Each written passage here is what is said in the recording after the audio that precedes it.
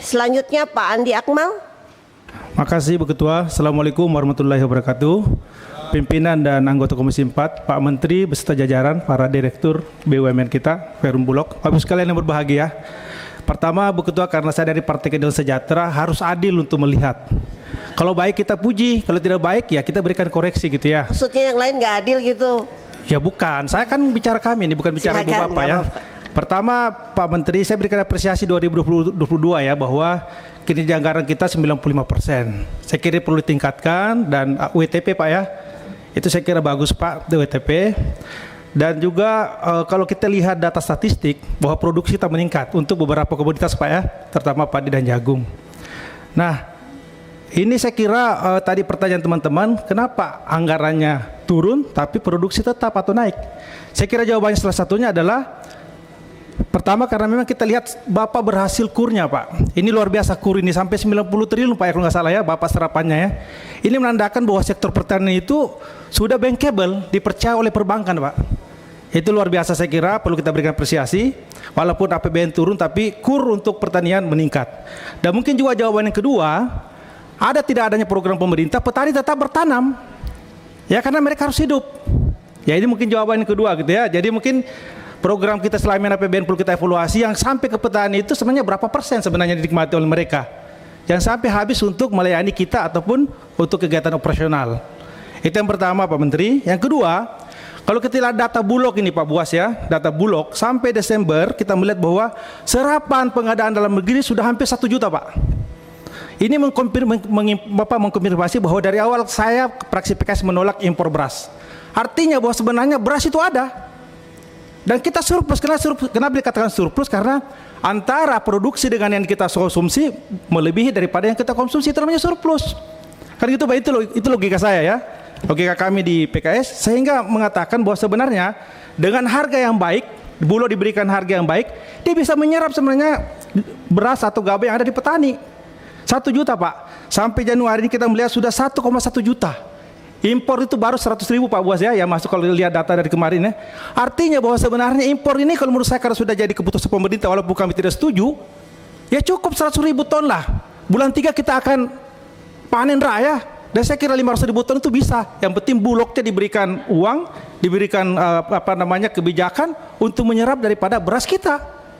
Jadi saya Pak Menteri, saya percaya bahwa beras itu ada, dan kita harus berterima kasih kepada petani kita gitu. Karena dia sudah berproduksi, ada atau tidak kita, mereka tetap akan berproduksi. Kami di Sulsel Pak nomor 3 terbesar sebagai daerah penyumbang beras terbesar di Indonesia. Jadi pertama ya, penyangga pangan pertama kami di Sulsel Selatan. Itu yang kedua Pak Menteri ya. Jadi ini saya kira pandangan kami, sehingga saya kira tidak perlu kita berpikir import lagi lah, cukuplah 100.000 ton ini. Ya tidak perlu ditambah lagi. Karena sebenarnya bukan beras yang kurang, tapi cadangan kita yang kurang. Kenapa cadangan kita kurang dari 1,4 juta? Karena daya beli Bulog yang lemah. Bukan berasnya tidak ada. Ya mungkin ada tidak ada, tapi ya ini perlu kita sama-sama sinkronkan lah sebenarnya masalahnya apa gitu loh.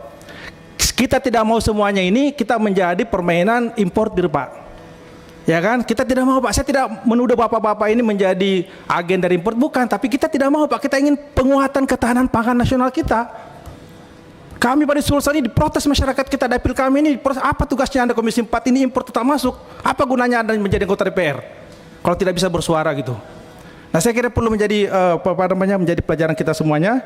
Kemudian yang selanjutnya Bapak sekalian, yang kepada Satgas Pangan Pak, saya mengingatkan ini ada perusahaan dulu seperti PT Ibu yang dulu pernah digerebek oleh Satgas Pangan. Ini sekarang ada PT Wilmar nih. Ini hati-hati Pak, Wilmar ini membeli di atas harga Bulog bahkan sangat tinggi gitu ya. Ini ada apa? Ini negara harus waspada nih. Jangan sampai ada swasta yang bisa mengendalikan daripada pangan kita, harga pangan kita. Ini kacau negara kita deh kalau ada swasta yang sangat besar dan kita bisa dipermainkan oleh mereka gitu. Ya jadi saya kira satu lagi Pak Buas, saya ingin nanti Pak ada informasi beras disposal Pak. Saya dapat informasi di DKI Jakarta ada 1.000 ton beras yang disposal Pak. Itu dari mana asalnya? Apakah beras import itu yang lalu atau yang sekarang? Saya khawatirnya ini import ini Pak, jangan sampai beras Vietnam atau beras Thailand ini yang diimport ini beras yang sudah mau disposal. Siapa yang bisa mau ngecek? Import memang Bulog yang memberikan yang ditugaskan import, tapi yang melaksanakan ke swasta. Perusahaan-perusahaan kan? Nah sejauh mana pengawasan kita terhadap perusahaan ini? Jangan sampai beras yang sudah harus keluar gudang di Vietnam atau di Thailand ini itu yang kita import. Wah, kacau negara kita kalau begini.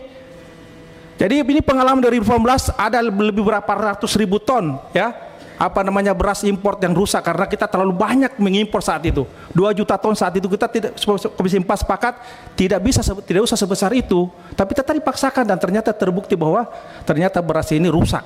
Dan tidak sebesar itu yang dibutuhkan gitu. Itu yang selanjutnya. Kemudian jadi hati-hati nih Pak mengenai masalah bukan hanya Wilmar tapi yang lainnya juga lah. Saya nggak mau bicara tapi perlu kita sampaikan, jangan ada korporasi yang lebih besar daripada negara Pak.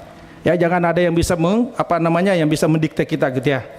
Nah kemudian selanjutnya adalah Pak Menteri, ini di bulan Juni Pak ada acara Pekan Nasional Petani dan lain di Padang Pak. Mereka menyampaikan kekurangan dana nih, jangan sampai acara nasional dibebankan dananya kepada daerah. Kasihan nih pemerintah provinsi Kota Padang ini yang nanti pesertanya 50.000 orang. Anggarannya sangat terbatas. Ini tolong Pak Menteri diperhatikan Pak, ini karena ini acara nasional atau Menteri KKP ataupun Kehutanan ini sehingga bisa dibantu pendanaannya. Ini aspirasi dari Sumatera Barat Pak, perlu diperhatikan. Yang terakhir untuk BUMN kita, saya kira BUMN kita ini ID Food ya, saya sudah baca sangat bagus ini Pak programnya Bapak ini, dan saya minta agar Bapak ini menggandeng Komisi 4, terutama kami mungkin ya, untuk bagaimana sama-sama kita program Bapak ini sangat bagus sekali, misalnya pengembangan breeding dan feedlot berdikari. Saya kira perlu Pak kita sama-sama sehingga kami di Dapil juga bisa nanti mengintegrasikan program-program Bapak yang potensial di Dapil dan bersama-sama dengan ID Food.